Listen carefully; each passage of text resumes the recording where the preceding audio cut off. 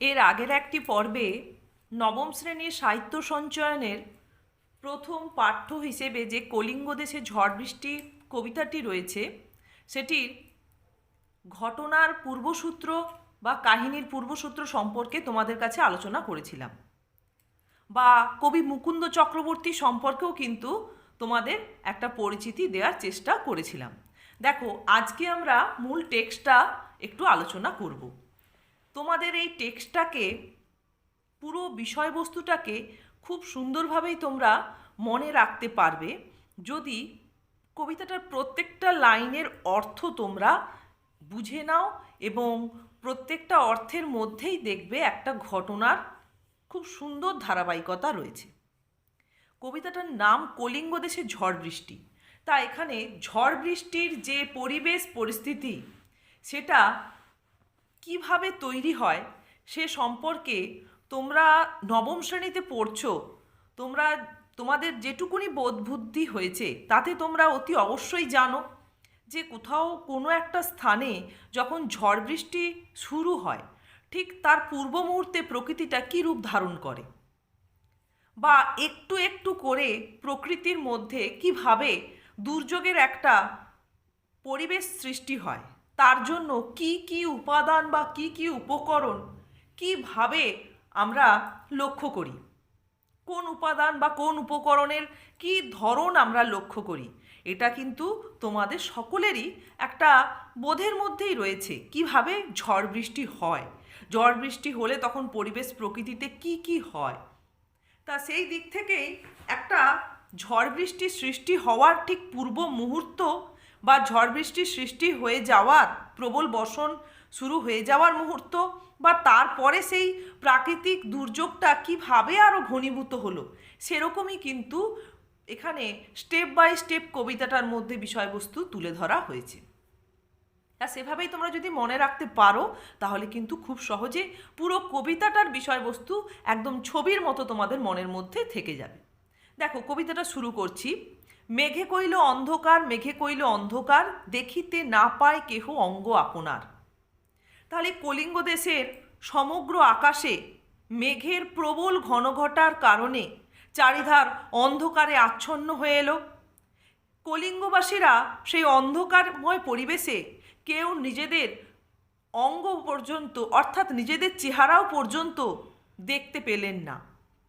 তারপরে দেখো, এইভাবেই তোমাদের কিন্তু লাইনগুলো গদ্যরূপ করে নিয়ে বা অর্থটাকে উত্তরের মধ্যে তুলে ধরতে হবে। ঈশানে উড়িল মেঘ সঘনে চিকুর, উত্তর পবনে মেঘ ডাকে দূর দূর।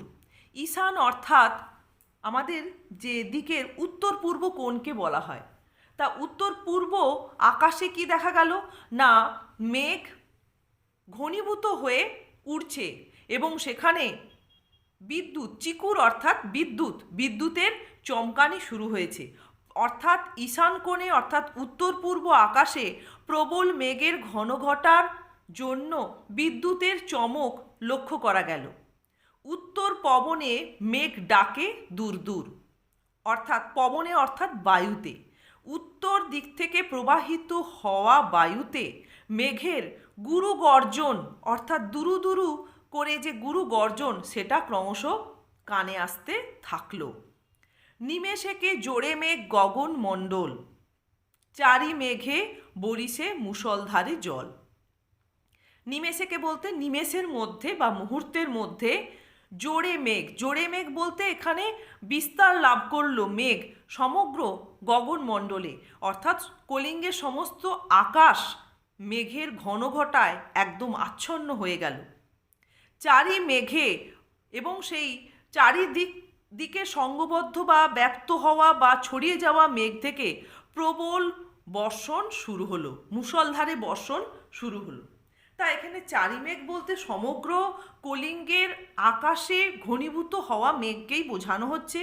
আবার এই পুরাণে চারি মেঘের কিন্তু উল্লেখ রয়েছে, যাদের নামস্বরূপ পাওয়া যায় সম্বর্ত, আবর্ত, পুষ্কর এবং দ্রোণ। সেই চারি মেঘের কথাও এখানে মুকুন্দ চক্রবর্তী স্মরণে রেখেছেন, বা সমগ্র কলিঙ্গের আকাশের ঘনীভূত হওয়া মেঘকে উল্লেখ করতে গিয়ে চারি মেঘের কথা বলেছেন। প্রলয় গনিয়া প্রজা ভাবয়ে বিশদ। তাহলে প্রজা বলতে কোথাকার প্রজা?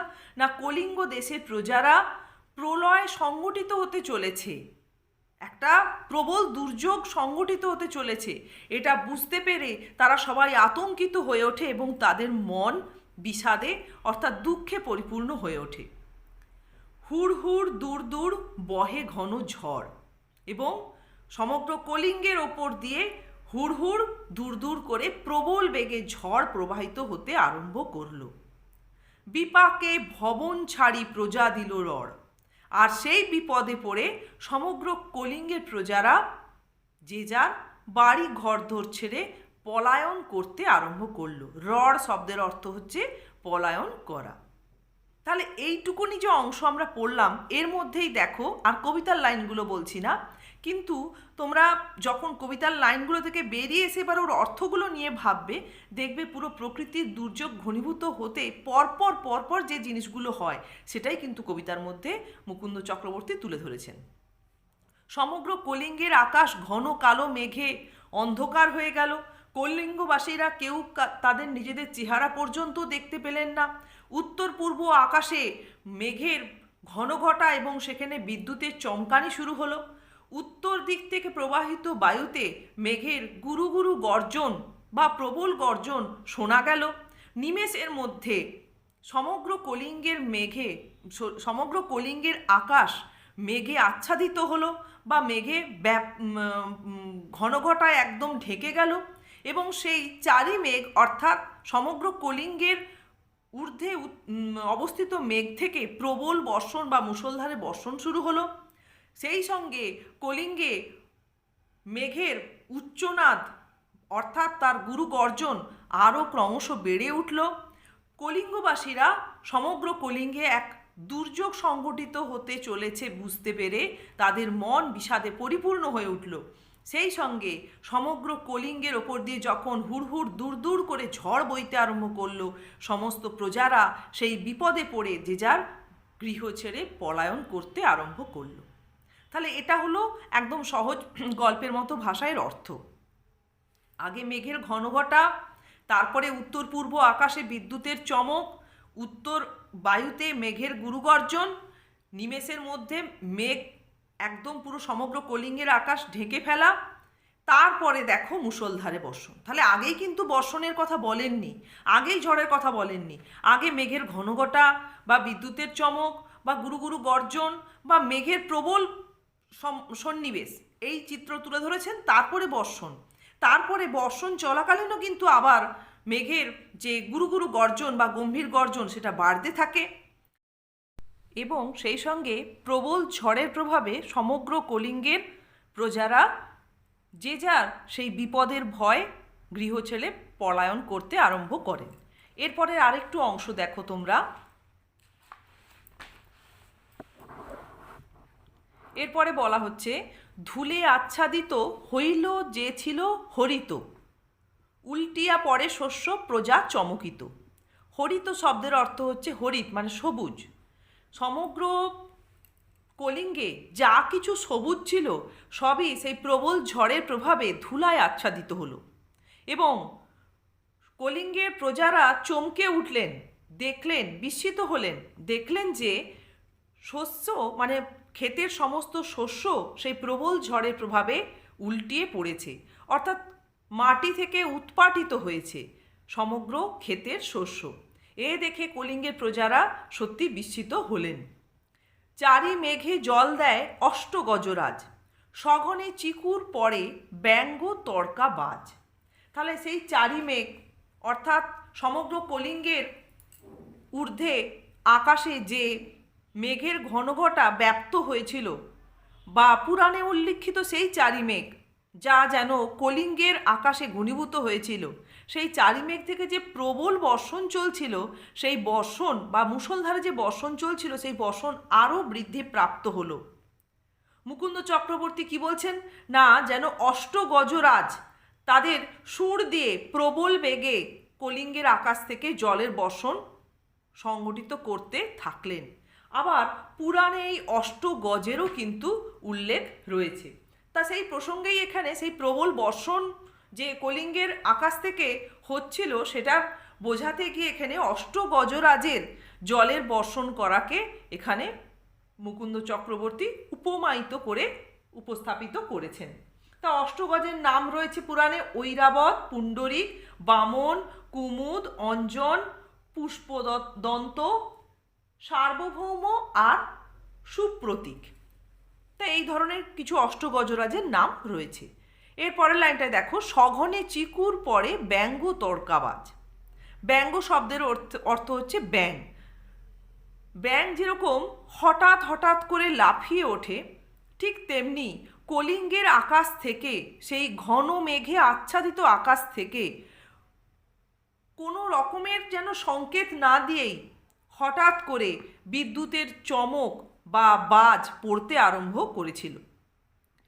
করি কর সমান বরিশে জলধারা, জলে মহি একাকার পথ হইল হারা।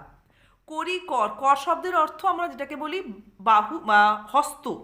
তাই এখানে করির কর বলতে করির সুরকেই বোঝানো হয়েছে। হাতির সুর মানে অষ্টগজরাজের সুরের দ্বারা যে বর্ষণ সংঘটিত হচ্ছিল কলিঙ্গের আকাশ থেকে, তার সেই জলধারার পরিমাণ একইভাবে প্রবলভাবে চলতে থাকলো এবং সমগ্র কলিঙ্গ, এখানে সমগ্র কলিঙ্গকে বোঝাতে গিয়ে মহির কথা বলা হয়েছে। মহি শব্দ হচ্ছে পৃথিবী বা বসুন্ধরারই সমার্থক শব্দ।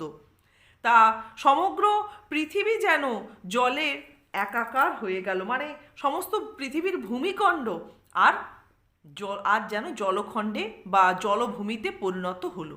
কোনো আর স্থলভূমি আলাদা করে চিহ্নিত করা গেল না।